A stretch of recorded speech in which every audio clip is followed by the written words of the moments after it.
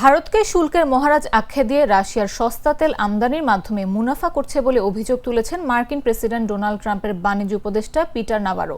তার দাবি, ভারত রাশিয়ার তেল শোধন করে ইউরোপ, আফ্রিকা ও এশিয়ায় উচ্চ মূল্যে বিক্রি করছে, যা এক ধরনের মানি লন্ডারিং।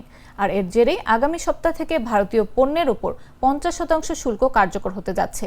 বৃহস্পতিবার হোয়াইট হাউসের বাইরে সাংবাদিকদের সঙ্গে আলাপকালে নাভারো বলেন, রাশিয়ার আগ্রাসনের আগে ভারত রাশিয়ার কাছ থেকে তেমন কিছুই কিনত না, মোট চাহিদার 1% নয়।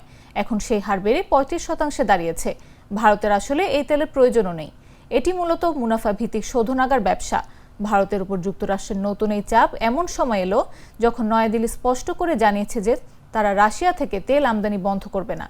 সেই সঙ্গে যুক্তরাষ্ট্রের কঠোর শুল্ক আরোপের প্রতিক্রিয়ায় ভারত সম্প্রতি রাশিয়ার সঙ্গে বন্ধুত্ব পুনর্ব্যক্ত করেছে ও চীনের সঙ্গে সম্পর্কের টানাপোড়েন কমাতেও পদক্ষেপ নিয়েছে।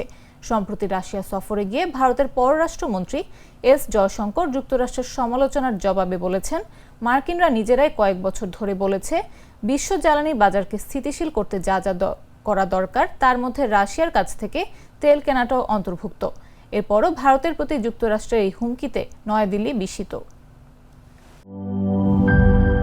জীবনের সাথে চলে high five all time healthy life. নিশ্চিন্তে খান স্বাস্থ্যকর অল টাইম পান। All time healthy life.